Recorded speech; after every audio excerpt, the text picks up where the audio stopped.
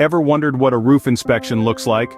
Well, let's delve into the world of roof inspections and explore what to look for during an inspection. Now, you might think that a roof is just that, a roof. It's there, it keeps the rain out, end of story. But there's so much more to it than that.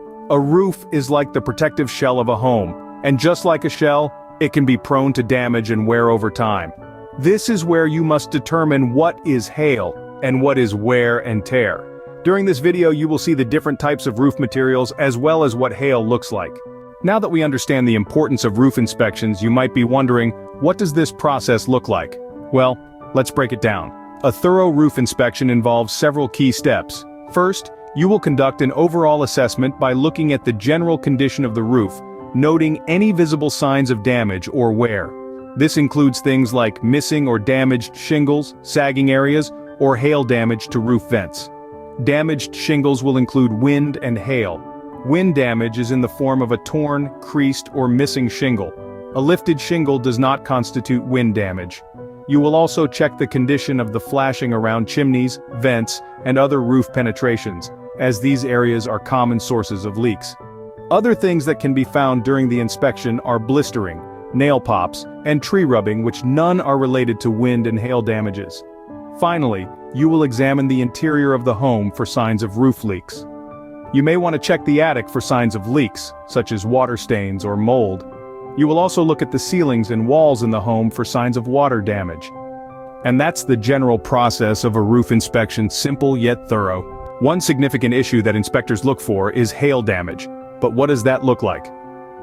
Let's dive into the fascinating world of hail damage.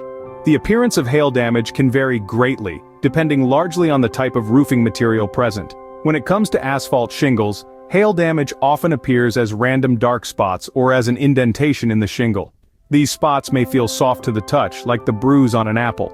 On the other hand, with wooden shingles, hail damage may present as a split in the shingle that's accompanied by sharp edges and corners. Now, if we're talking about metal roofs, hail damage typically translates into large, distinct dents. And for tile roofs, be it clay, slate, or concrete, hail damage can be a bit tricky to identify. It often manifests as cracks or chips on the edges of the tiles. But how do you identify hail damage, you ask? Well, they utilize a system called the test square method. This entails examining a 10 by 10 foot area on the roof. In this area, they look for at least one instance of undeniable hail damage. If such evidence is found, it's a clear sign that the roof has sustained hail damage. It's important to note that not all dents and dings on your roof are the result of hail damage. Other weather elements like wind can also cause similar effects. Therefore, you also look for collateral indicators such as hail hits on gutters and roof vents. Recognizing hail damage can save you from a re-inspection down the line. So, what can you expect before the inspection? First off, let's talk about preparation. You're not required to do much, but there are a few things you can do to make your job easier. Make sure you have all your inspection equipment. It's wise to have a tool belt to store everything you need. Your hands will need to be free when climbing the ladder. Now, on to the inspection process. You will first conduct an exterior evaluation, then check the roof's overall condition, looking for signs of damage or wear. This includes checking for cracked, missing or curling shingles, damaged flashings, and any other visible issues.